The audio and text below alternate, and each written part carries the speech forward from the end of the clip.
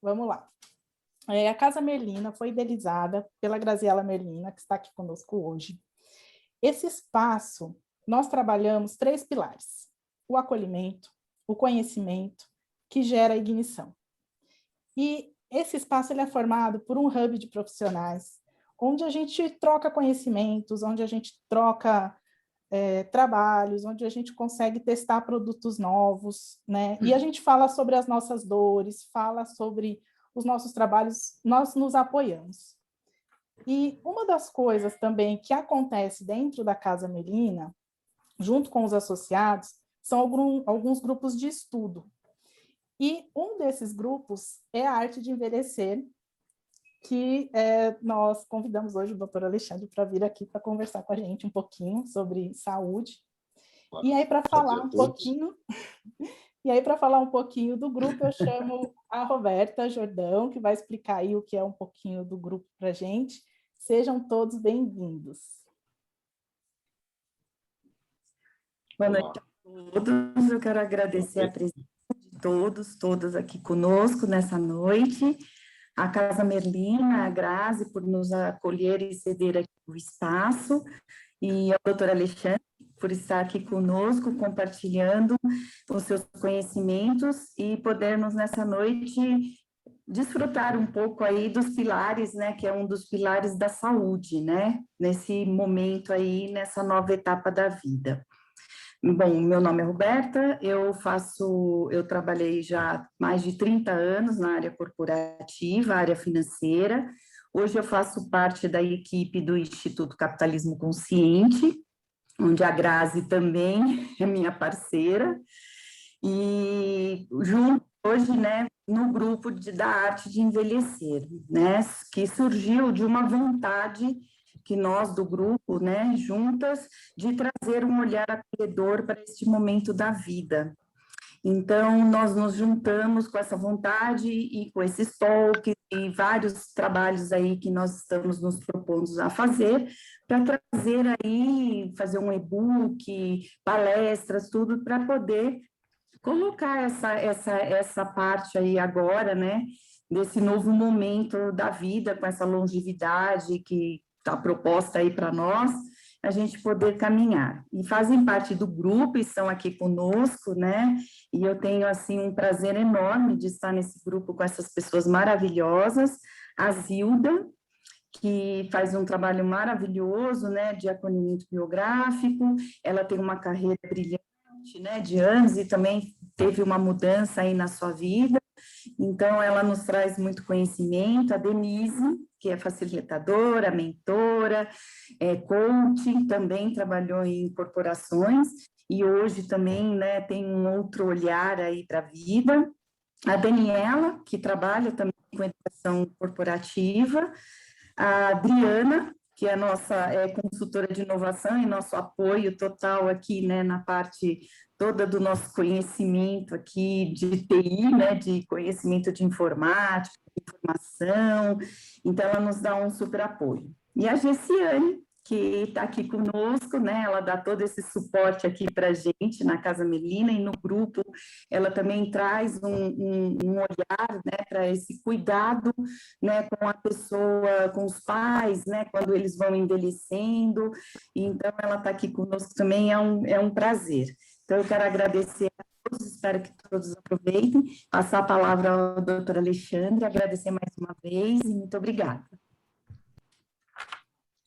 Olá, boa noite a todos. Eu queria agradecer aí enormemente a oportunidade do grupo a Arte de Envelhecer, de estar podendo a gente compartilhar um pouco do conhecimento das áreas que eu atuo, né? E muito prazer a todos aí que estão fazendo dessa quinta-feira à noite aí um momento aí de conhecimento aí nessa arte de envelhecer, né? Eu vou tentar contribuir aqui com vocês envelhecer realmente é uma arte, e aí eu vou tentar contribuir aqui com algumas ferramentas baseado em algumas descobertas e na ciência da biologia, contribuir com ferramentas para que a gente possa envelhecer de uma forma saudável e aí num estado de arte, né? Então, queria aqui só, antes de tudo, me apresentar, né? Alguns aqui não me conhecem. Eu sou Alexandre Molim, sou médico ortopedista, né? Minha especialização é em cirurgia da coluna e com a evolução da minha profissão fiz uma pós-intervenção de dor e essa situação de ter dificuldade de conseguir curar as doenças acabou me levando a uma outra especialização que é a de medicina regenerativa, né? E através da medicina regenerativa que eu consegui entender e gostaria de compartilhar com vocês alguns conhecimentos que estão relacionados ao envelhecimento mesmo, de forma geral. Tá? O grupo aqui é meio eclético, né? Tem pessoas da área da saúde, tem pessoas que não são da área da saúde, então vou tentar falar uma linguagem aqui fluida, sem ter muito mediquês no meio, mas fico à vontade, qualquer coisa que vocês quiserem aí me interromper para tirar alguma dúvida, fica aí à disposição. Tá? Eu queria só deixar um conhecimento, né, para entender do que a gente vai falar. A medicina regenerativa é uma medicina que é baseada na regeneração, ou seja, na cicatrização de órgãos danificados no corpo, seja de forma através de doenças ou através até do próprio envelhecimento natural, né? E nesse contexto é que a gente insere aí a medicina, da medicina regenerativa, a gente insere esse conceito de envelhecimento, né? Porque o combate ao envelhecimento celular seria a forma preventiva da medicina regenerativa, né? Então, a medicina regenerativa ela tem a forma de tratamento, que seria quando está ativado as doenças e problemas, e a sua forma preventiva na forma de prevenção desse envelhecimento, seja um envelhecimento natural ou seja um envelhecimento através de doenças aí adquiridas. Tá? Quando a gente insere essa parte de prevenção de envelhecimento num contexto mais amplo, a gente tem a necessidade de a gente expor um dos objetivos da desenvolvimento sustentável da ONU, né, tem 17 itens que ela coloca como meta para ser desenvolvida até 2030, né? E um deles é o item 3, que é a ODS 3, que é justamente na medicina e na saúde preventiva, né? Que até 2030 tentar reduzir 1/3 a mortalidade de todas as doenças não transmissíveis, né? Então, é um contexto bem usado e, através disso, dá a magnitude, a importância da gente estar entendendo melhor o envelhecimento, né? E antes de que isso, até o combate a esse envelhecimento, né? É importante, só para a gente conseguir fazer isso entendido aí por vocês, né? A gente citar o que é, afinal, o que é esse envelhecimento, né? O que é o envelhecer, mas aí do ponto de vista biológico, né? As nossas células estão em constante renovação. Então, as células têm uma vida útil de tempo, né? Algumas de dias, outras de meses, outras de anos. As nossas células têm uma vida útil e elas estão sempre sendo renovadas, né? Quando a gente perde essa capacidade de renovação funcional, ou seja, as células que vão que vão nascendo, vão sendo surgindo, elas não têm a mesma eficiência do que as células antigas, é a definição de envelhecer. Tá?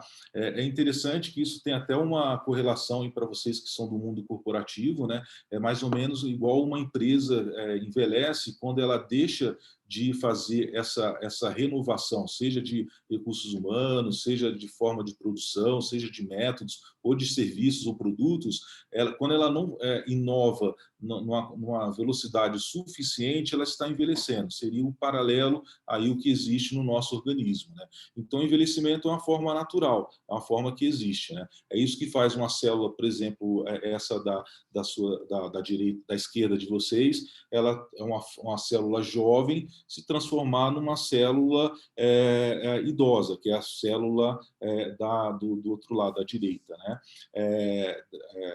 Da direita. Então, assim, funcionalmente é a mesma célula, só que a função dela ela se torna deficitária, ela não funcionalmente, não tem a mesma capacidade, tá? Quando a gente cita envelhecimento, tem, obviamente, um ramo de muito pesquisa dentro da área médica, da área de saúde, né? E aqui o intuito do que eu vou conversar hoje com vocês é baseado na descoberta da Elizabeth Blackburn, que é uma bióloga americana da Universidade da Califórnia, que, através desses estudos e do descobrimento dessa, digamos, chave do envelhecimento celular, ela ganhou até o Prêmio Nobel de Medicina no ano de 2009. Tá? O que ela conseguiu identificar? Eu vou ter que entrar um pouco agora nessa área médica, mais biológica, só para vocês entenderem qual que é o estudo que ela fez. Né? Ela descobriu duas coisinhas que são bastante importantes no envelhecimento, que é a chave do envelhecimento, que são os telômeros e telomerases. O nome é bem esquisito, né? Mas é fácil de entender. Essa foto que tem aqui é o nosso cromossomo, né? Na ponta do cromossomo, nessa parte mais vermelha, é onde se localiza o telômero. O telômero é onde que vai mandando a informação genética de uma célula para outra. Então, uma célula, quando ela vai se duplicando, ela vai se comunicando com a outra célula através dos telômeros. E a telomerase é a enzima que regula esse telômero. Tá? E onde se encaixa o envelhecimento nessa situação? Né? Ela descobriu isso, que foi o Prêmio Nobel de Medicina, que o envelhecimento celular se dá através desse telômero. Essa pontinha do cromossomo, com o envelhecimento, ela vai perdendo tamanho.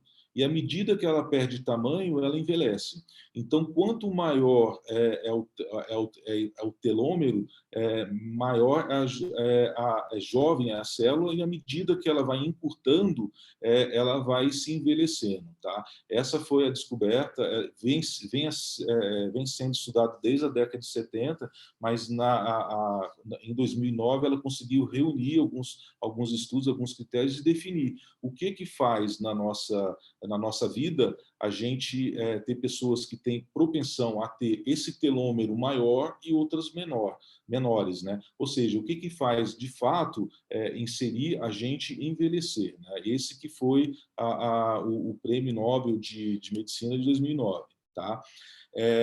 Aí ela publicou alguns artigos, três livros, na verdade, esses em branco, que são uma linguagem mais fluida, uma linguagem mais divertida, que eu aconselho aí a todos que puderem ler, e esse amarelo, que é um livro mais realmente mais técnico e científico. Né? Nesses estudos, ela conseguiu identificar padrões de pessoas que têm um telômero maior, ou seja, têm uma tendência ao envelhecimento maior, a atingir idades mais avançadas, e pessoas que têm o que torna grupos que têm um telômero menor. Então, ela conseguiu separar grupos e funções e pessoas nesse estudo. Né? E ela dividiu em algumas áreas, tá? Na área médica, ou biológica, na área mental e na área social. Tá? O importante na área médica, o principal fator que ela identificou é que o telômero ele vai envelhecendo através de uma oxidação, que seria um envelhecimento natural. Né? Todos nós envelhecemos, alguns numa velocidade maior e outra menor. Isso é um fenômeno natural. Né? E isso acontece através da oxidação dessa região. Tá? Só que existe algumas situações que levam a uma aceleração dessa oxidação, tá? Do ponto de vista biomédico. E do ponto de vista médico, que são as inflamações agudas e crônicas. As inflamações agudas, para vocês terem uma ideia, por exemplo, uma inflamação de garganta, pelo o curto espaço que ocorre a inflamação, não é um fenômeno que seja importante, tá? Do ponto de vista de envelhecimento, obviamente. Mas o que mais chama atenção são as doenças crônicas, as doenças de efeito prolongado, né? Porque elas exercem um processo catabólico lento, mas contínuo em cima dessa região que é importante pelo nosso envelhecimento, tá? E aí é importante a gente conhecer quais são essas causas de doenças crônicas, de inflamações crônicas, desculpa, e quais são as formas que a gente tem de atuar em cima delas. Né? É importante a gente entender que essa inflamação crônica a gente chama dentro da medicina de meta-inflamação. Ela é caracterizada por uma inflamação que a gente chama de low grade, que é uma inflamação lenta e prolongada. Tá? É fácil a gente entender, né? Por exemplo, você toma uma pancada na perna, você tem um processo inflamatório, isso é uma coisa fácil, é simples a gente conseguir entender que ali tem uma inflamação. Só que existem inflamações que elas ficam num nível subclínico, subagudo, que a gente não consegue perceber. Então, existem algumas formas da gente conseguir identificar essas inflamações, e a gente vai conversar nisso daqui de uma forma de saúde preventiva mesmo, tá? E é importante a gente chegar a esse aspecto, porque essa meta-inflamação, ela tem uma característica sistêmica. Então, ela ocorre nos órgãos e nos tecidos da periferia, no tecido central e no tecido neurológico, ou seja, ela atua no corpo inteiro, né? Então, é uma forma bem importante. As formas conhecidas de inflamação crônica, chamada meta-inflamação, elas são três, né? Três grupos importantes, que é a via tecido adiposo, a via intestinal e a via endócrina ou metabólica, né? Aqui eu vou dissertar sobre cada uma delas. A via de tecido adiposo, adipócito, é a obesidade, né? A obesidade, ela cria um aumento das células de tecido gorduroso. Chega um momento que esse tecido gorduroso ele não consegue mais ter a vascularização suficiente e o nosso organismo libera anticorpos para essa região, como se fosse um processo inflamatório local, né? Esses anticorpos, uma vez indo para essas células, a formação ele estimula e cria um processo inflamatório, tá? Então, depois eu vou explicar qual o mecanismo que esse processo inflamatório atua, mas é basicamente na obesidade pela formação de anticorpos e processos que a gente chama de antígeno-anticorpo nessa região, tá? A outra forma que tem de inflamação são as formas decorrentes dos problemas intestinais, tá? Então, são alguns bem conhecidos, a gente divide em três grupos importantes, que são o intestino irritável, as doenças celíacas e a intolerância alimentar. Entenda-se aí como intolerância até caso de alergia ou realmente incapacidade de digestão de alguns alimentos, tá? Esse mecanismo é muito semelhante, através da formação de anticorpos também no nosso organismo. O nosso intestino ele é impermeável através das células, né? As células ficam grudadas umas nas outras. No processo inflamatório, há uma disrupção, essa célula abre um espaço, e por esse espaço pode penetrar bactérias, microsubstâncias, e uma vez essas substâncias entrando no organismo, na corrente sanguínea, eles formam o anticorpo para essa região, que é o antígeno-anticorpo, né? Qual que é a importância disso? Uma vez que é estabelecido um antígeno-anticorpo, a formação de células que normalmente elas estariam formando um tecido de reparo, de cicatrização ou de proliferação normal, ela atua numa forma de citotóxico, uma forma de injúria celular, uma forma de lesão celular. Então, quando essa célula, que é o monócito, depois o macrófago, é ativado, ele atua de uma forma agressiva sobre as células do nosso organismo. E isso num processo, obviamente, que é um processo subagudo, um processo crônico que a gente não consegue perceber, tá? E aí existe a outra forma que é bastante importante, tem uma certa, todas elas têm uma correlação, um pouco de correlação entre elas, que é a forma metabólica, que é a forma endocrinológica, né? Aí é importante, a Organização Mundial de Saúde, ela preconizou alguns itens que são importantes na manutenção da saúde, porque elas podem levar a um processo metabólico de inflamação crônica, né? E aí, se vocês quiserem, acho que é uma hora boa de tirar um print de tela, né? Algumas situações que auxiliam a gente ter um autocontrole. São situações que são fáceis, exames que são relativamente simples, que a gente consegue controlar se está tendo uma meta-inflamação ou uma inflamação crônica subaguda, né? O principal deles é realmente a glicemia, a glicose, né? Os índices de glicose, seja através do índice de glicose jejum ou até mesmo da insulina, é muito importante. A circunferência abdominal, né? Aí no intuito de quanto maior a circunferência, maior é o índice de a chance de ter alguma doença inflamatória crônica. Os triglicérides, né, que são uma espécie de colesterol que a gente tem, é o colesterol, digamos assim, ruim, né? Quanto mais alto é o índice dele, pior é a situação. E o HDL, que é o nosso colesterol bom, é um colesterol que a gente tem que ter em níveis altos, né? Então, eles em baixos níveis também é um fator de predisposição a essa inflamação crônica, e a pressão arterial, né? A pressão arterial, que é um fator que a pressão acima dos níveis aceitáveis, elas podem causar microlesões dentro do endotélio, que é o nosso tecido circulatório, né?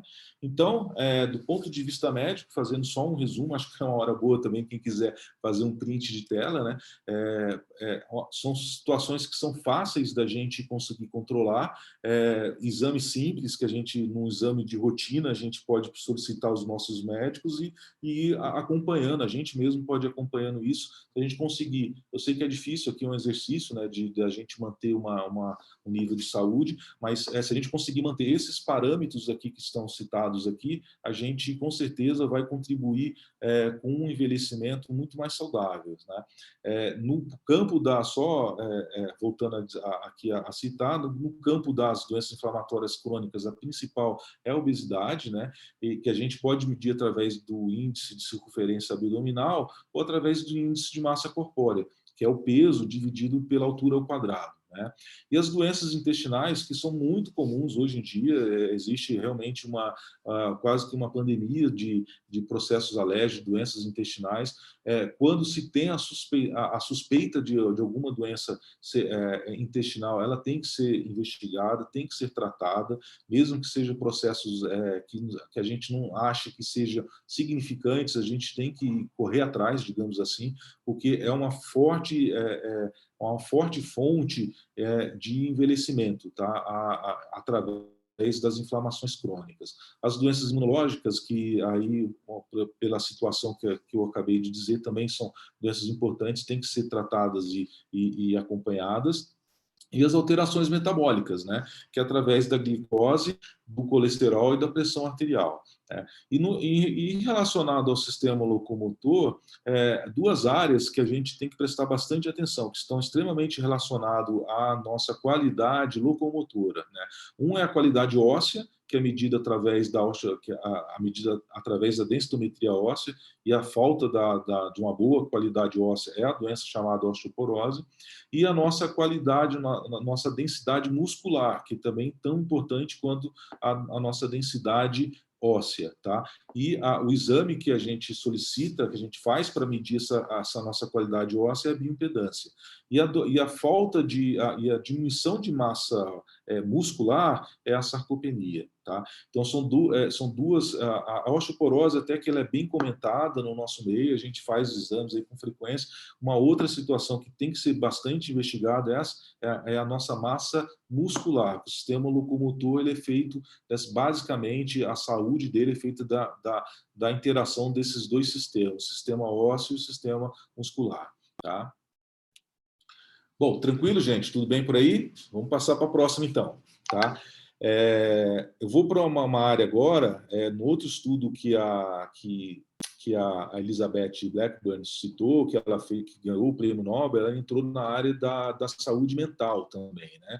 E da área da saúde mental, a gente tem que conhecer um pouco, dentro da área médica, essa questão de neurotransmissores, né? O neurotransmissor, nossos neurônios, eles se comunicam através de estímulos elétricos, né? E o neurotransmissor é a substância que fica entre esses neurônios, auxiliando nessa transmissão desse impulso elétrico. Só que o impulso elétrico neuronal, ele não é uma atividade elétrica igual é uma atividade elétrica que a gente conhece, por exemplo, o interruptor de casa, que ele está desligado ou ligado, né? Ele é multifatorial, ele é multibinário, né? Então, ele tem essas substâncias que ficam entre os neurônios, que a gente chama de neurotransmissores, e eles que modelam qual o estilo e qualidade do estímulo elétrico a ser transmitido através do neurônio, tá?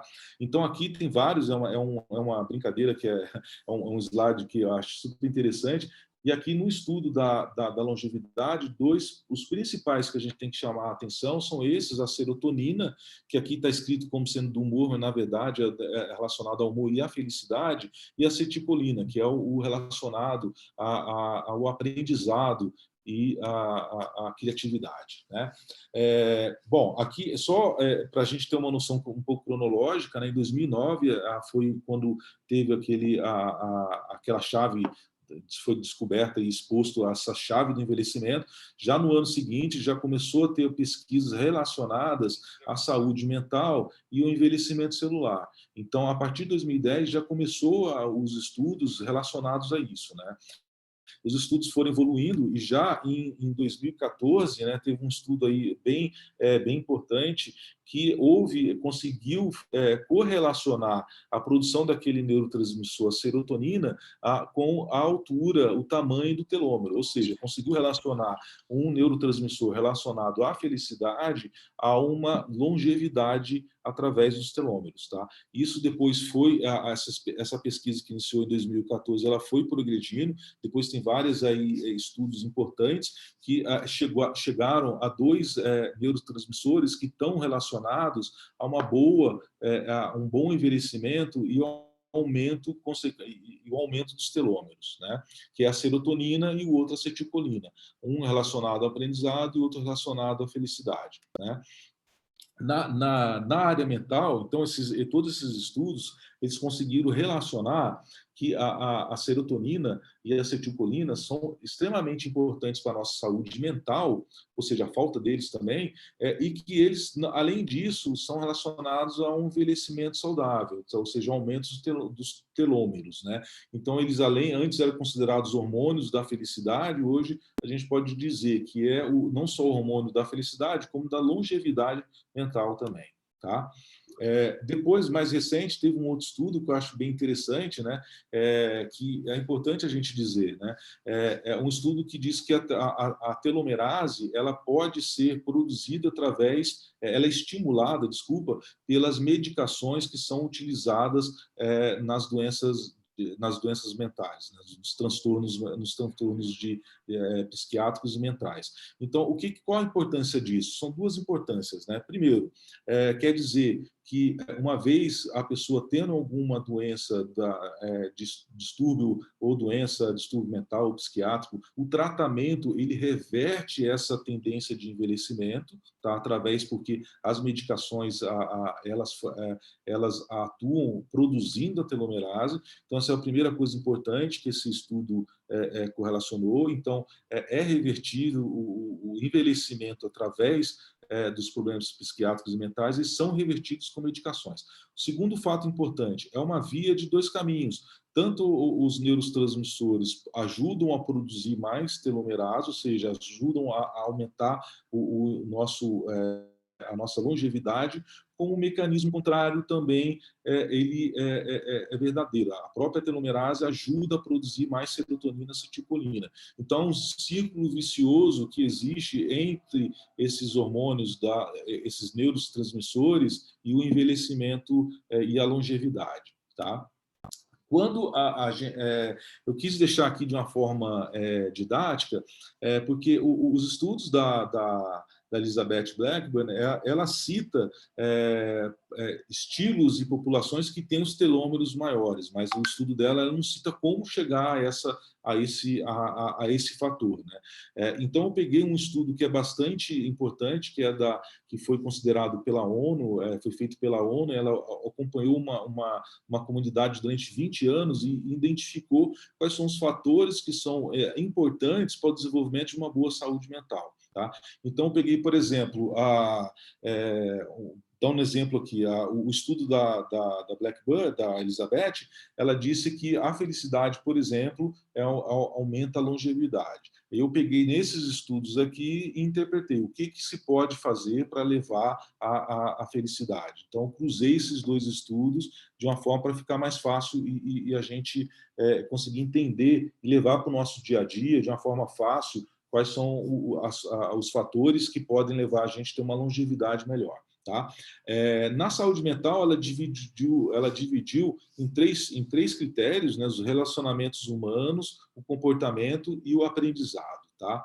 Em relação aos relacionamentos humanos, ela conseguiu identificar que pessoas que tinham relacionamentos e amizades e companheirismo, amizades duradouras e fortes e constantes, tinham telômeros maiores, ou seja, qual a relação? Quem tem amizades fortes, amizades importantes, tem sim um envelhecimento e um envelhecimento mais saudável, né? E no outro estudo da OMS, ela também chegou a esses resultados, né? E conseguiu alguns dados que eu acho bem interessante, que a qualidade dos nossos relacionamentos está diretamente relacionada à nossa saúde mental e que cultivar bons relacionamentos e amizade favorece uma saúde mental também duradoura.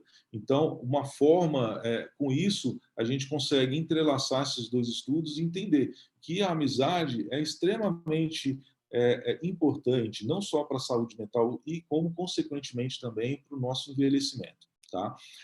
E nesse estudo da OMS, ela consegue também citar as amizades tóxicas, né, que são aquelas que, em vez de ter companheirismo, são aquelas que são desagregadoras, né? São amizades que elas atuam de forma negativa na saúde mental, né?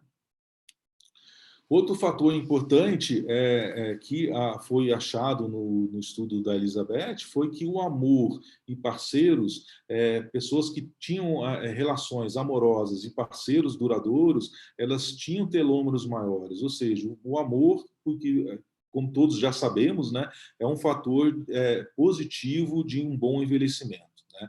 E já o estudo da ANS, ela conseguiu correlacionar que relações amorosas eficazes, ou seja, aquelas que geram prazeres, que geram uma sensação de bem-estar e conforto durante anos, ou seja, prolongado, também é extremamente benéfico à saúde mental. Isso todos já sabiam, né? Em relação ao estudo da Elizabeth, é bem interessante que ela identificou pessoas que eram solitárias, que tinham um sentimento de solidão, elas tinham os telômeros menores, ou seja, a solidão é um fator biológico de envelhecimento precoce, né? Isso é bem interessante porque no estudo existem alguns estudos, principalmente um de Harvard, que analisou várias... É meio mórbido, né? Mas, enfim, é um estudo interessante que analisou várias cartas que foram deixadas pelas pessoas que cometeram suicídio e analisaram qual que era a sensação que estavam presente nessas cartas. E a sensação mais presente em todas elas era a solidão. Então, a solidão, ela tem não só a capacidade de tirar a nossa vida no aspecto macro, né, como também no aspecto biológico, no aspecto celular. Então, é um importante fator de envelhecimento e diminuição dos nossos telômeros, né? Outra situação que eu achei bem interessante nesse estudo da Elizabeth é a condição social, né? A gente sempre fica com essa ideia, né? Essa falsa ideia, na verdade, que a condição social ela é importante para a gente ter um bom envelhecimento, né? E muito interessante que o estudo dela disse que não. As diferenças sociais dos grupos não são importantes para você ter um telômero maior ou menor. Ou seja, a velhice, o bom envelhecimento e o tamanho dos telômeros são mais relacionados aos outros fatores que a gente citou do que propriamente dito a condição social. Então, a condição social não tem relevância no tamanho dos telômeros. Então, isso eu achei muito interessante, achei muito legal compartilhar aqui com vocês. E tem tudo a ver, porque o estudo da AMS, ele também correlaciona que, como um dos fatores para você ter uma boa saúde mental, você evitar as comparações sociais, né? Então, evitar a comparação social e você é um fator de tanto você manter a saúde mental como um bom envelhecimento saudável, né?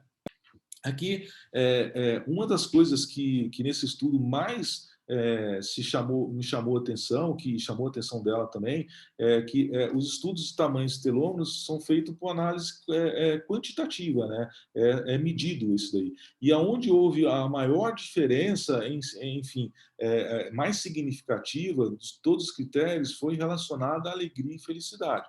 quando a gente lembra dos neurotransmissores que eu citei ali há pouco, faz todo sentido, né? É a sensação, é o tipo de sentimento que mais contribui para a gente ter telômeros maiores e, consequentemente, uma longevidade maior, né? Eu achei bem interessante o que eu vou até aqui ler aqui para vocês um poema aqui do Mário Quintana, que faça o que for necessário para ser feliz, mas não se esqueça que a felicidade é um sentimento simples. Você pode encontrá-la e deixá-la ir embora, por não perceber a sua simplicidade. Então, enfim, o que eu quero dizer com isso? Que a felicidade, ela é um fator que auxilia a gente tanto na saúde mental como no bom envelhecimento, e que a felicidade, ela não é feita de grandes percepções, e sim de coisas menores, coisas do nosso dia a dia. Então, a felicidade, realmente, ela está em qualquer canto, basta a gente querer enxergá-la, né? E já aí voltando aqui para a parte do estudo da OMS, ela conseguiu identificar algumas sensações, alguns comportamentos que levam à alegria e à felicidade. O ato de perdoar é um importante fator para a saúde mental. Nesse artigo ele até cita que não há a certeza, a maior certeza de você ser infeliz é você não perdoar um ente querido. Então, a pessoa que não perdoa um pai, não perdoa uma mãe, não perdoa um filho, não perdoa um amigo, isso é uma certeza, você está se dando um atestado, uma certeza de infelicidade, tá? Outra coisa interessante no estudo da OMS é que a gratidão foi identificado como um importante fator de agregação à felicidade também. Assim como a caridade. A caridade também está associado a níveis de felicidade estatísticos maiores e, consequentemente, uma longevidade maior também, né? E aqui, não esquecendo, né, o otimismo e o positivismo. Então, pessoas otimistas, pessoas que pensam positivamente, né, isso não só no estudo da OMS condiz isso, mas em várias religiões, né, que você pensar positivo, você gera um ato, gera uma ação positiva, né? E isso está relacionado em estudos científicos, né? Tanto na OMS como saúde mental, como no estudo de envelhecimento. Bom, outra coisa interessante relacionada ao propósito, ao comportamento, ao propósito, né? Foi identificado no estudo da Elizabeth, pessoas que têm propósito de vida, elas têm uma expectativa de vida maior e telômeros maiores, né? E o estudo da OMS, ele diz para pessoas terem uma boa saúde mental, estabelecer objetivos de vidas claros e tangíveis. Então, assim, o propósito não é uma coisa que você a se perder de vista. O propósito tem que ser uma coisa perto e clara, tá? E o propósito pode ser mutável e sendo a cada dia que você conseguir um determinado propósito, você evoluir nesse propósito, né? E propósitos claros e tangíveis, né? Outro item também que está no estudo relacionado a telômeros maiores é a espiritualidade. Pessoas que possuem espiritualidade maior, elas têm telômeros maiores. E o estudo da OMS ele diz que o desenvolvimento contínuo da espiritualidade, que ele diz que isso é um fator constante de saúde mental, de boa saúde mental. Então, assim, a gente tem que, não só em momentos difíceis, momentos de angústia, não só nos momentos ruins, a gente procurar a espiritualidade. A gente tem que ser uma procura contínua, tá? Outro item super importante relacionado a comportamento, no estudo da Elizabeth, ela conseguiu identificar de uma forma muito significativa também. Você tem ideia, logo abaixo da felicidade é a atividade física, tamanho a importância da felicidade depois da atividade física. Ela identificou claramente pessoas que têm atividades físicas regulares e têm maior telômeros e, consequentemente, uma maior longevidade, né? Ela identificou 2 tipos básicos aí de atividades, são... bom, gente, aqui deixar uma coisa bem clara, tá? Aqui eu estou querendo dizer relacionado ao envelhecimento e essa questão do estudo dos telômeros. Não estou querendo dizer que uma atividade física seja melhor ou pior. Aqui a gente está dizendo basicamente nesse critério de telômeros e envelhecimento. Ela identificou 2 tipos de atividades que são aonde que se tem maior tendência a ter telômeros maiores. Uma é a atividade aeróbica moderada, que é realizada aí no intervalo de 45 minutos durante 3 vezes por semana, tá? E a outra foi o HIIT, né? Que é um termo em inglês que chama treino de intervalo de alta intensidade. São períodos de atividade física com alta frequência cardíaca, alternados com períodos de repouso, né? Então, de forma geral, as atividades aeróbicas, elas têm uma tendência maior a ter telômeros, a desenvolver a telomerase e telômeros maior e, consequentemente, uma longevidade maior, tá? Mas todas as atividades aeróbicas atuam dessa forma. E essas 2 atuam de uma forma mais intensa, né? Eu achei interessante que nesse critério de envelhecimento e telômeros, os exercícios físicos de força não tiveram influência significativa, tá?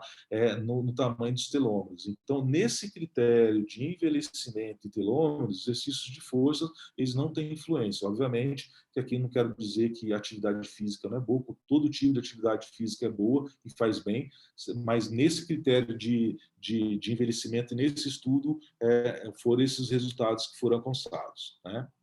Em relação ao aprendizado, a criatividade é extremamente importante. Ela correlacionou pessoas que têm maior criatividade, elas têm realmente uma tendência a ter telômeros maiores e uma longevidade maior. Então, a criatividade é um fator positivo de envelhecimento, né? E o estudo da OMS, ele diz que a saúde mental está extremamente relacionado a um estado criativo constante, né? Manter o estado de fluxo criativo constante, né? Eles chamam, tem até um termo que eles chamam de flow, né? Manter o flow, o estímulo criativo constante.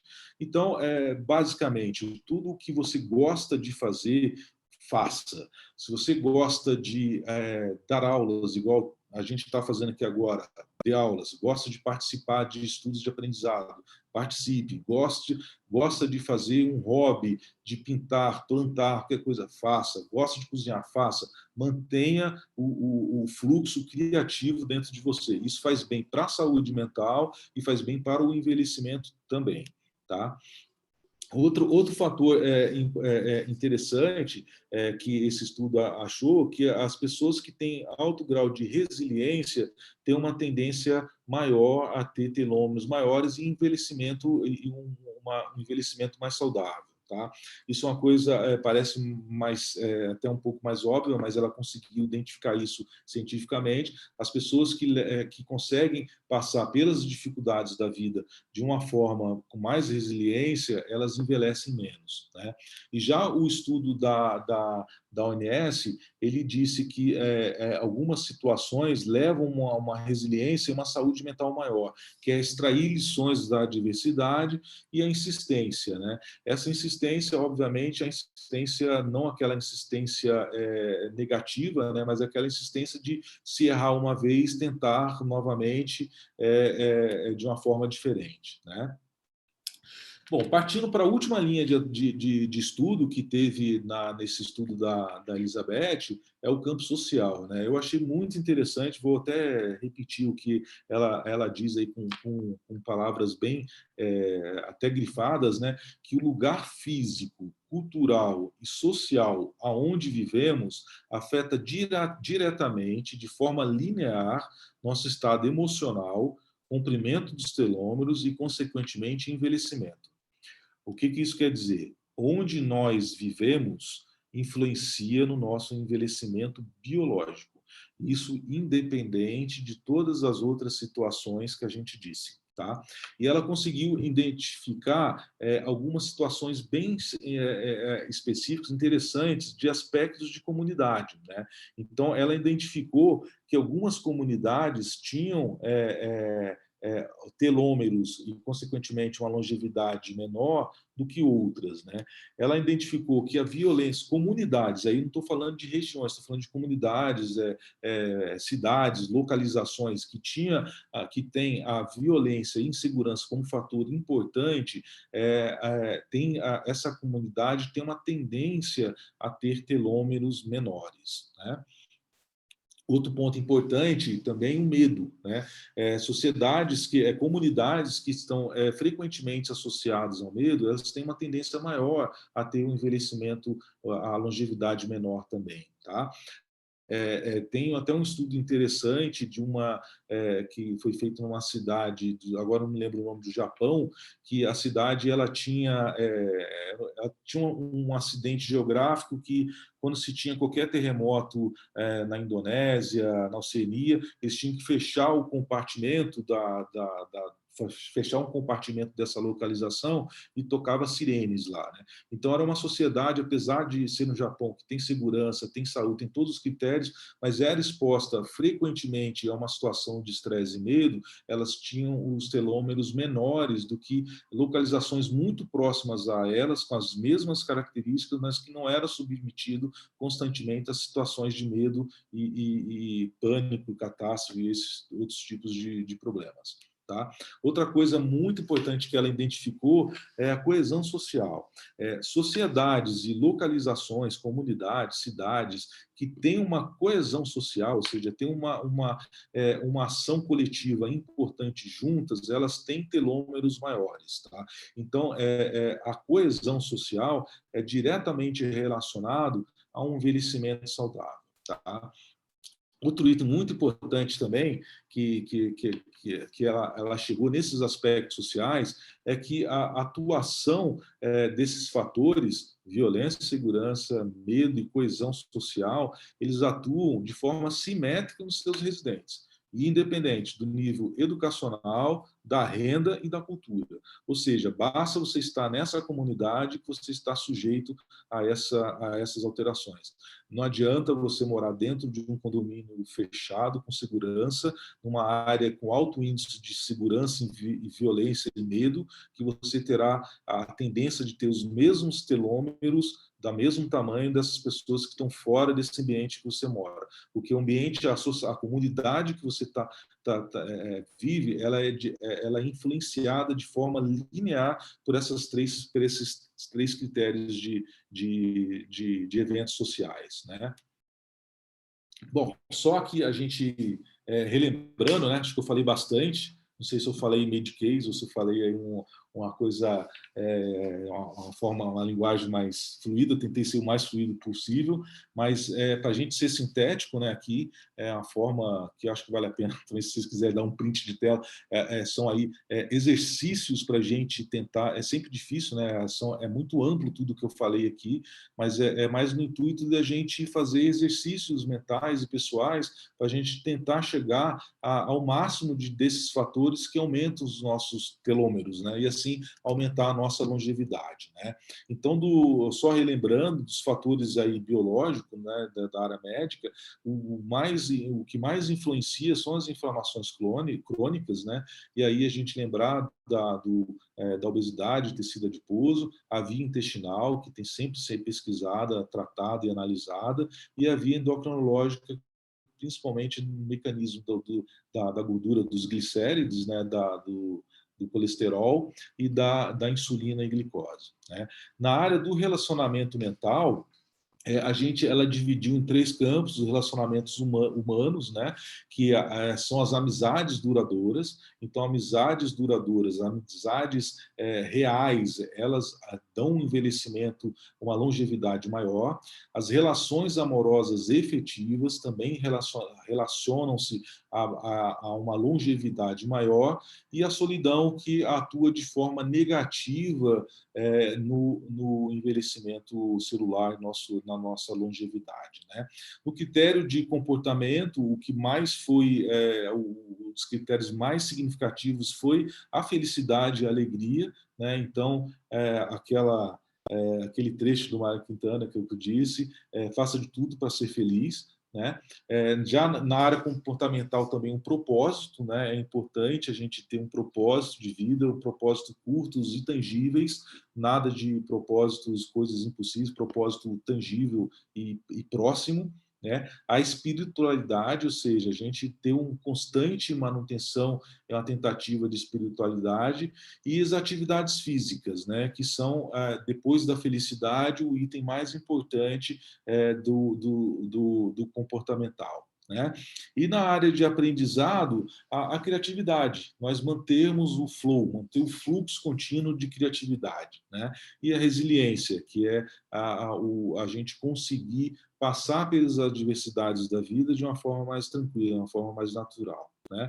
E na área, no campo social, a violência é um fator negativo, né? A violência e a insegurança, né?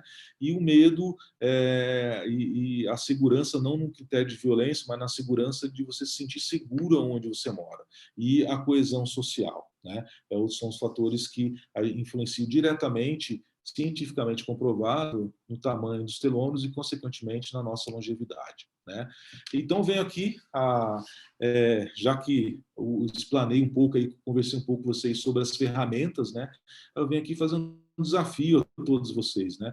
A gente está no campo aí da área médica, na área biológica, na área mental e na área social, nós alongarmos nossos telômeros. Fazer um exercício constante de alongamento, mas não um alongamento físico, um alongamento dos nossos telômeros. Espero aqui que eu tenha conseguido tirar as dúvidas, ter sido claro aí com vocês. Gostaria aí de deixar aberto aí para dúvidas e eventuais esclarecimentos. Vocês estão me ouvindo? Estamos, é que estava todo mundo no mudo. Doutor Alexandre, certo. Nossa, que maravilhoso. A palavra da noite aqui que ficou para a gente é telômero. Nunca tinha ouvido falar na vida. Confesso, nunca tinha ouvido falar. A gente anotou aqui algumas perguntas que surgiram durante a sua fala e a gente vai compartilhar. Mas eu posso fazer só uma perguntinha antes? Que eu fiquei... Lógico. Até marquei... A gente já nasce com telômero de que tamanho e como é que isso se modifica? Ou é uma coisa que a gente já nasce ou, como você falou, é uma coisa que a gente pode trabalhar para ele se alongar e proporcionar todo esse bem-estar aí que você falou? Sim. Não, o telômero é uma estrutura biológica pertencente ao nosso cromossoma. A gente nasce com ele. Né? A gente nasce com um tamanho que é natural, digamos assim, e com o envelhecimento, essa região vai sendo oxidada com o nosso envelhecimento. E é esse envelhecimento e esse encurtamento que é a chave do envelhecimento. Nós envelhecemos nessa região. Tá? Digamos assim, o que faz a pele, dando exemplo que é tangível, né? A pele de um adolescente ser diferente da pele dos nossos pais, dos nossos avós, são as mudanças que foram ocorrendo no decorrer da vida pela falta de telômeros nessa região. Então, o telômero é uma substância, é uma região do cromossomo que nasce com a gente e que, com o envelhecimento, ele vai diminuindo. Assim como os cabelos brancos vão aparecendo, nossos telômeros vão diminuindo com o passar dos anos. Essa é uma forma natural, isso ocorre. Né? O X da questão, que eu achei interessante trazer aqui, que foi até o Prêmio Nobel de Medicina, que foi conseguido identificar quais são os fatores que favorecem você encurtar esse telômero com mais rapidez ou não. Tá? E é aí que entra a questão. Né? Perfeito, esses fatores que você falou. Bom, a primeira pergunta aí vocês me ajudam se eu... A primeira pergunta que eu vi aqui foi da Fabiana Menezes. Ela pergunta se a acetilcolina se pode ser medida e se pode ser medida, como é que ela pode? Como é que é feito? Se é exame de sangue? Como que é feito? Certo. É uma pergunta interessante, né? Esses neurotransmissores, eles são medidos, sim, mas não são exames que são medidos, por exemplo, de forma rotineira, como exames laboratoriais, né? São exames que são feitos através em estudos clínicos, bioquímicos, né? Então, não são, infelizmente, tanto esses neurotransmissores, como o próprio telômero, não existe, por enquanto, né? A gente não sabe, a ciência evolui tão rápido, mas por enquanto não existe um exame que eu faça, eu quero medir o meu telômero, quero medir a minha acetilcolina, a minha serotonina. Onde existe isso são estudos mesmo, ensaios clínicos, uma forma de medição que ainda não é, digamos, comercializada, né? Não existe isso de forma ainda laboratorial, tá? Perfeito. Ô, Denise, Oi. posso só aproveitar e Claro! Você tirar que é uma... a dona da pergunta. Desculpe, boa noite todo mundo. Alexandre, que incrível, obrigada, viu, por transmitir para a gente esses conhecimentos. Eu te fiz essa pergunta, né, de como medir, porque eu já vi alguns exames de sangue da serotonina. Então, eu não sei se é a mesma coisa ou se esses exames laboratoriais da serotonina não mede assim, com precisão que a gente precisa. Essa ficou a minha dúvida. Sim, não, existe a forma realmente de você medir todas essas substâncias, mas aonde eu quero chegar aqui não são exames de rotina para a gente solicitar nos exames laboratoriais. Então, pode ser que, eventualmente, se você está tratando algum distúrbio psiquiátrico, você haja necessidade de saber se a medicação está sendo eficaz ou não, você fazer a dosagem deles, né? Mas o intuito de eu citar esses neurotransmissores é só para a gente chegar nos aspectos físicos e de comportamento que geram o fator positivo na telomerase, né? Mas aí, bom, pode ser medidos, mas realmente aí fica a critério da especialidade, né? Se você está fazendo algum tratamento específico que tenha medir a acetilcolina, que tem que medir a serotonina ou até mesmo qualquer outro neurotransmissor, seja adrenalina, qualquer um dos outros, há a possibilidade de ser medido sim, mas não são exames que são solicitados de forma rotineira, são situações bem específicas, né? E normalmente tem que se fazer laudos para serem solicitados, uma série de outras coisas, né? Não são exames laboratoriais de rotina. A Fabiana tinha mais uma pergunta que era se tomar vinho era bom também, né, Fabiana? Isso. Já aproveita, já pergunta tudo agora. Tomar vinho ajuda os terômenos? O que? Eu não escutei. Qual foi a pergunta? Tomar vinho. Tomar vinho? Pergunta Olha, da Fabiana, tá? acho que foi um erro grave. Não, acho que foi ali. Alice. Olha, foi um erro grave do estudo da Elizabeth Blackburn a gente ter colocado esse fator, viu? Mas, sim, do ponto de vista, assim, nesse estudo, basicamente, aí, de envelhecimento celular, não tem nenhuma citação sobre isso, né? Tem outros estudos relacionados à parte mais cardiológica, e sim, com a taça de vinho, um cálice de vinho ao dia faz bem, né, como antioxidante e como efeito anti-inflamatório, mas mais relacionado a estudos da área cardiológica, né? No estudo de envelhecimento telômero, ela não teve nenhuma citação sobre vinho, mas é uma ótima linha de pesquisa, viu? Um candidato até como cobaia aí nesse estudo.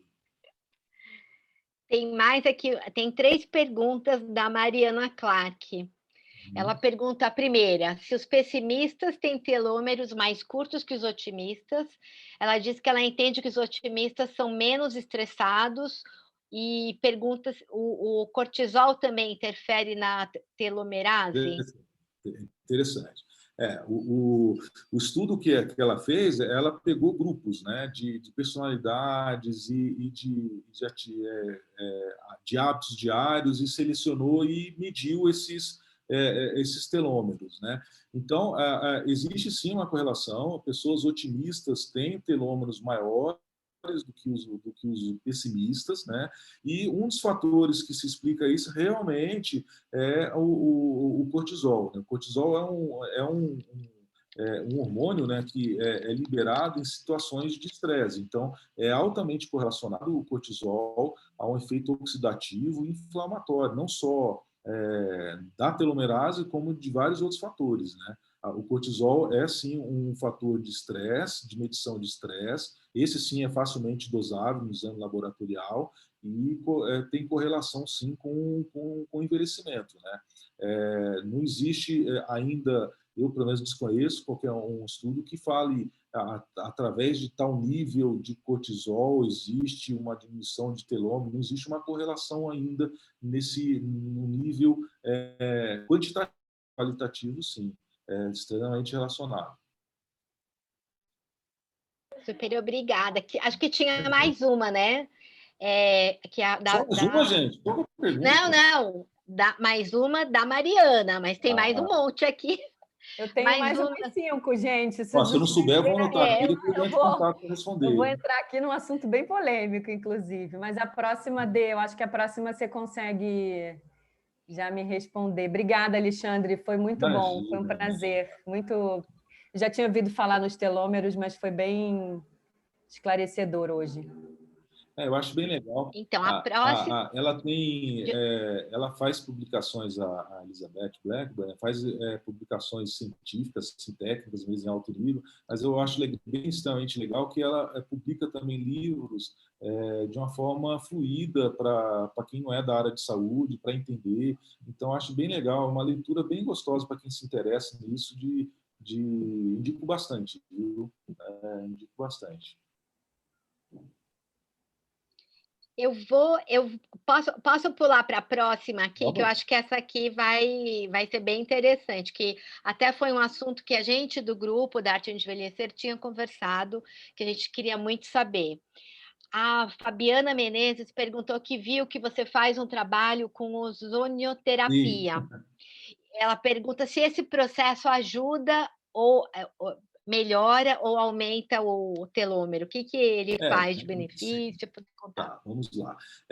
Não existe, eu desconheço se tem algum estudo relacionando diretamente ozônio, terapia, com o tamanho de telômeros, né? O que a gente conhece que o ozônio, né, a ozonioterapia médica, né, o ozônio é um gás que existe na atmosfera, mas ele pode ser produzido de forma medicinal, ele é um potente antioxidante, né? E se vocês lembrarem ali do que a gente conversou, que o envelhecimento é uma oxidação celular progressiva, né, e crônica, né? Tanto basicamente naquela região dos telômeros, mas ocorre de formas em todas as células. Então, todo antioxidante, assim como a gente conversou lá atrás, né, na pergunta sobre o vinho, que tem efeito antioxidativo, o ozônio medicinal também tem um efeito antioxidativo que favorece ao não envelhecimento, ou a diminuição do envelhecimento. O envelhecimento não existe, né?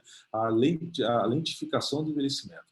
O ozônio ele é antioxidativo e associa também a produção de outras substâncias, né? Fator de crescimento de endotélio, ou seja, melhora a circulação.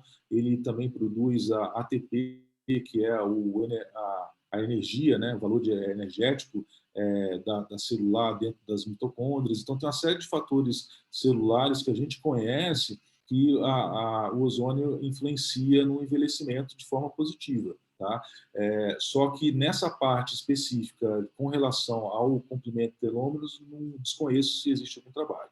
Vou até fazer uma pesquisa aqui, vou anotar aqui e depois eu vou pesquisar, viu? Se tiver, eu mando para vocês aí. Legal, obrigada. Teve uma pergunta... desculpa, alguém quer falar? Eu acho que essa pergunta também respondeu a minha, que é se os tratamentos de regeneração celular podem restaurar os telômeros. Então, pelo visto, não, né, doutor Alexandre? Não tem essa relação, na verdade.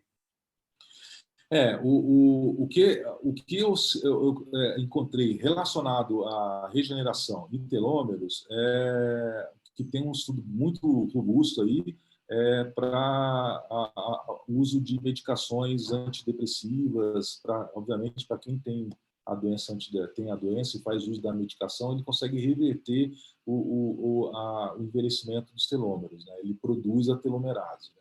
A única linha de raciocínio de estudo que tem alguma coisa comprovada que produz a telomerase, né? Obviamente, existem outras, isso é uma coisa recente, a gente está conversando de 2009, que foi descoberto, e a primeira pesquisa robusta foi em 2015, né? Então, ou seja, é tudo ainda relativamente recente, né?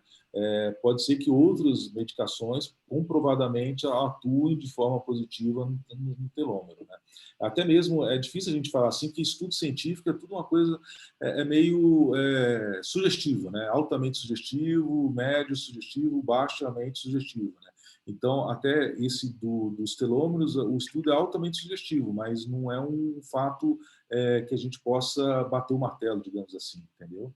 Então, produção de telômeros é uma linha de estudo que ainda é altamente estudado, mas não se sabe ainda qual que são os mecanismos que atuam nela, né? Na verdade, não do telômero, da telomerase, né? Que é a que regula os telômeros, né? Então, tem bastante estudo nisso. O único que eu tenho conhecimento é esse em pacientes com doenças, distúrbios mentais. O uso de medicações favorece, reequilibra a formação da telomerase e dos telômeros.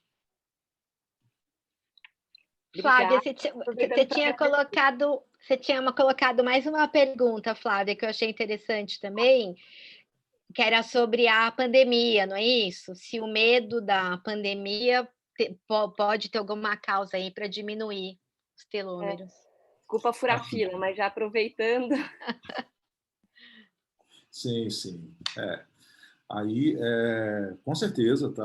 A gente não está vivendo um momento fácil da história, né? Então, é um momento de medo, insegurança, de fatores.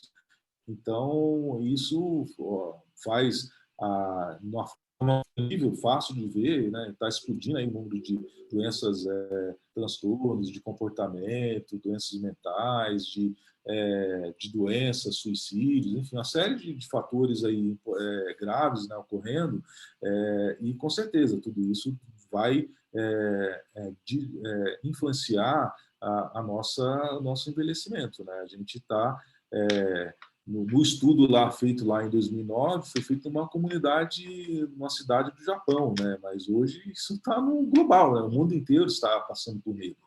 Então, querendo ou não, esse fator vai influenciar no nosso envelhecimento, né? A gente vai passar por isso inevitavelmente. Mas, por outro lado, também é interessante, né? Porque o estudo lá mostra que a resiliência é um fator também de rejuvenescimento, de envelhecimento saudável.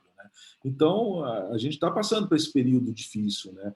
Mas se tivermos aí, conseguirmos exercer esse fator de resiliência, com certeza, isso pode ser revertido aí para frente, né? É interessante, porque boa parte desses critérios de envelhecimento que foram descritos aí nesse estudo, eles são reversíveis, né?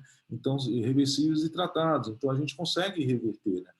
Essa situação hoje atual, ela realmente é catastrófica nesse aspecto, né? Mas, enfim, vamos ter resiliência, né? É um dos fatores que favorece aí o nosso envelhecimento, né? Um bom envelhecimento, né? Tem mais uma pergunta que eu pulei da Mariana Clark, que era o seguinte, ela perguntou se nesses estudos essa pesquisadora fala sobre o quanto a dor emocional interfere nos telômeros, e se sim, o quanto. Bom, Mariana, ela não fala especificamente de dor, desse tipo de dor emocional e tudo isso, né? Mas ela fala de saúde mental, de forma geral, né? De uma forma mais ampla, né? E ela segmentou em critérios de saúde mental, né? Então, a dor emocional ela tem várias formas, várias causas, né? A dor é um sintoma, né? Basicamente, né? Seja de qualquer doença, né? Então, o interessante é você tentar entender qual que é não o sintoma, né, mas qual que é a causa desse sintoma, né? O que está levando essa dor emocional. E provavelmente deve estar, algum daqueles itens que a gente citou dentro da saúde emocional deve influenciar nesse quadro de dor emocional, né, e corrigir esse motivo, né? Mas a dor, de certa forma, ela é um sintoma, né? Eu acho que tem que ir atrás da causa que está levando a esse quadro de dor, né? Não, eu tô perguntando, Alexandre, no caso, por exemplo, você comentou de estresses, né? No caso de estresse pós-traumático, por exemplo, né? Até para ver se eu vou tentar aqui que você me diga se eu entendi bem, né? Quer dizer, quando você fala que é possível reverter esse processo, ou seja, a pessoa passa por um processo de estresse pós-traumático e, teoricamente, ali ela vai desacelerar o processo dela, ou seja, ela vai acelerar o processo dela de envelhecimento mais rapidamente do que alguém que não passou por um processo de estresse pós-traumático. Essa é a minha pergunta, né? Quer dizer, o quanto que é possível reverter, e já entendi que é possível reverter, mas existe uma velocidade, isso que eu quero dizer, né? Ele tem uma velocidade que é igual ao envelhecimento, e à medida que a gente vai colocando felicidade, todos esses fatores positivos, essa velocidade ela vai mais devagar, essa é a minha pergunta. Sim, sim, sim. É isso, né? Que eu entendi bem. Sim. E aí, você vê que a lista que tem ali, que foi associada a você ter um envelhecimento saudável, ela é extensa, né? Então, assim, é muito pouco provável que alguém consiga ali todos os itens, marcar um xizinho ali, ok, isso toquei. A gente tem várias dificuldades, problemas, enfim, a nossa vida é assim, né? Então, a gente tem ali alguns critérios que a gente sabe que a gente indo para aquela linha, a gente vai favorecer um envelhecimento saudável, e outros que não, tá? Obviamente, se algum daqueles itens a gente se encaixa ou está inserido ali, eu acho que essa ferramenta é importante para a gente conseguir modificar os hábitos e as atitudes que a gente está levando a pertencer àquele grupo de risco, digamos assim, aquele grupo que tem um envelhecimento não saudável, certo? Eu acho que mais nesse intuito, né? Então, eu, pessoalmente, me encaixo ali em algumas situações que eu descrevi, são situações que eu me encaixo e estou tentando modificar, sair dela, né? Para tentar ter um envelhecimento mais saudável possível. Mas se você não tiver nenhum daqueles itens ali, com certeza, você está num grupo estatístico que tem um envelhecimento, uma longevidade maior, tá? Esse é o intuito do que a gente passou ali, tá? Não sei se eu respondi a sua pergunta. Eu acho que quando ela traz a resiliência, para mim fica muito claro, né? O quanto que eu tenho a capacidade de ultrapassar esses desafios e ressignificar essas experiências de dor, né? Sim. E aí, teoricamente, eu desacelero esse processo ou acelero esse processo à medida que eu passo por essas experiências de dor e de sofrimento emocional, né? Independente da origem dessa dor, né? Sim. É isso, né? Eu entendi certo. Assim, o estudo lá, ele mostrou grupos, né? Então, assim, basicamente, são grupos que ali você está se inserindo, né? Se algumas das características que eu falei, você está dentro desse grupo, você está entrando num grupo que, estatisticamente, tem telômeros menores e, consequentemente, envelhecimento, né? Então, o trabalho aqui é você tentar sair desses grupos que, porventura, você se encaixou. Tá? Eu acho que essa seria a ferramenta maior. Né? Existem estudos, sim, aí de situações aí pontuais que trabalham, né? Ver quanto que você melhora o telômero, quanto você faz se você realmente fazer aquilo ou isso. Mas eu acho que um intuito maior, para ficar uma coisa fácil, é você tentar se desencaixar dos grupos que, porventura, você se encaixou ali do que a gente está citando, né? Então, acho que esse é o exercício, aí a ferramenta, né? E respondendo a sua pergunta, sim, eu acho que a gente é um exercício constante, né? Não é porque a gente está numa situação que é desfavorável com o envelhecimento que a gente tem que se manter nela, né? A gente tem que ter, exatamente o que você falou, a resiliência para sair dessa situação, né? E realmente é um critério de resiliência, né? Obrigada. Imagina. Gostei das suas perguntas, viu? Acho que foram todas, né, Dê? Isso muito me interessa. Se vocês quiserem fazer um workshop, eu estou inscrita, né, Grazi? Já pedi um para a Grazi, agora estou pedindo um para o Alexandre, hein, Grazi? Eu queria entender um Muito bom. pouquinho mais, já que foram todas, a parte teve a mental, tá, agora não lembro, mas a última que era a locomotora, que tinha osteoporose, que mede com a densitometria, e a segunda ali, que é A massa muscular, que é massa sarcopenia. muscular com bioimpedância, né? É a única forma de medir massa magra e massa gorda, é isso? Isso, exato. Eu fiz questão de dizer aí porque tá dentro. Bom, gente, só para vocês, eu sou ortopedista, né? Estou falando aí sobre envelhecimento através de uma pós que eu fiz de medicina regenerativa e aí tive conhecimento sobre tudo isso, né? E do ponto de vista ortopédico, o que mais mantém a saúde, digamos, locomotora, né? A gente esquecendo dos fatores, é manter a qualidade óssea e muscular, né? Eu fiz questão de colocar isso porque é uma coisa que eu pego bastante tempo aí na tecla. É muito, muito divulgada a osteoporose, massa óssea, isso daí basicamente todo mundo tem conhecimento, mas a massa muscular é tão importante quanto e não é tão falada assim. Tá? Então, por isso que eu fiz questão de deixar aí e passar uma mensagem que eu considero, do ponto de vista ortopédico, muito importante. Massa óssea e massa muscular, são duas coisas que andam juntas, né? E foi dissociado aí na medicina preventiva, que o importante é só osteoporose, né? É só a massa óssea, e não, é massa óssea e massa muscular também, tá? Foi por isso a minha pergunta. Eu já fiz a bioimpedância, mas nunca no check-up. No check-up nunca ninguém me pediu a bioimpedância, por isso que eu fiz. E aqueles outros exames ali todos, né? Então, por isso que eu quis saber. Obrigada. O pessoal que faz mais bioimpedância, né, é o pessoal mais relacionado à medicina esportiva, né, e faz com critérios para ver critérios de performance e outras coisas, né? Enfim, tá migrando para uma forma primitiva de envelhecimento também, a bioimpedância, e tudo é questão de tempo, né? Acho que quando se começou a falar em densitometria, ninguém não sabia o que era isso, o que era osteoporose, e aí foi aquela coisa de conscientização. Hoje todo mundo tem uma certa noção disso, né?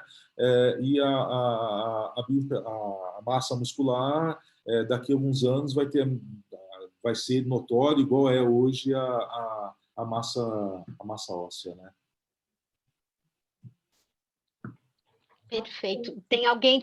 Gostaria de fazer mais alguma pergunta, gente? Temos mais uns 5 minutinhos.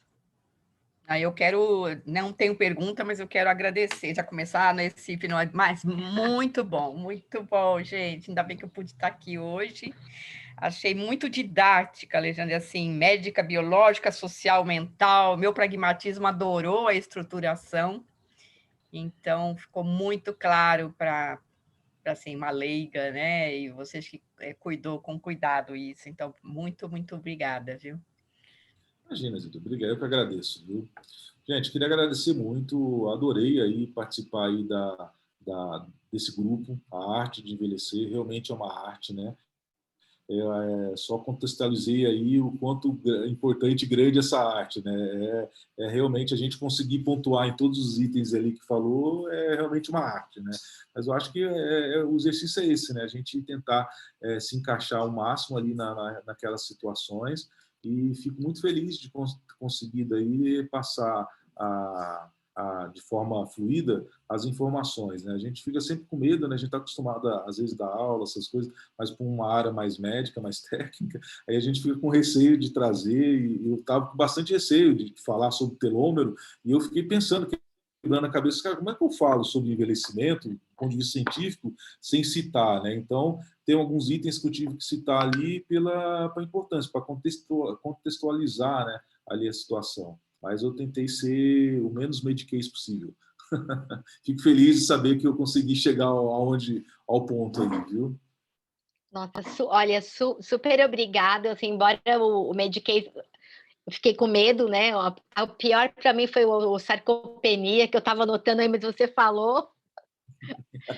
E o telômero foi um aprendizado, mas uma coisa que a gente fala, doutor Alexandre, no nosso grupo da Arte de Envelhecer, é que a gente quer ter a capacidade de escolher o futuro que a gente quer. E o que você falou hoje, você, assim, abriu um caminho enorme, enorme. Então, né, que que a gente possa ter o envelhecimento da forma mais saudável em todos os sentidos. Né? O que você falou, assim como a Zilda falou, eu tomei nota de diversas coisas, falei, nossa, são coisas que a gente às vezes sente por intuição, né, das amizades, de não ter solidão, mas a gente não sabia que isso tinha uma base científica, né? E isso faz tão bem para o coração, né? Olha, não é que faz bem mesmo, né? Estar junto com amigos, ficar com a família, abraçar os pais, fazer. Falei, nossa, foi muito, muito bom. Eu posso, assim, a gente vai sair daqui assim com um coração reconfortado por saber que, né? Ainda mais eu que sou muito pragmática, né? Eu sou bem. Falei, bom, agora eu encontrei a base lógica que eu precisava para seguir em frente. Então, a gente super agradece a sua participação e a gente está construindo um book e a gente gostaria de incluir alguma parte do que você falou e aí depois, se você der o sinal verde para a gente, porque isso o intuito é compartilhar com outras pessoas e a gente fala que a arte de envelhecer é a gente abrir todo esse conhecimento para quem é jovem também, porque estão todos na mesma jornada, né? Não é só a gente que está mais perto de lá, né? Tem uma turma aí toda que está chegando e que a gente quer que eles passem por essa jornada da forma mais suave possível. Sim. Tudo bem? Podemos contar com isso? Com certeza. Sim, fico à disposição aí para qualquer publicação, qualquer citação, fica livros abertos aí, sem problema. Se quiser, inclusive, depois que eu complemente com alguma coisa, é só mandar que estamos aí. É um prazer enorme conseguir expandir e passar aí conhecimento nessa parte de bom envelhecimento, né?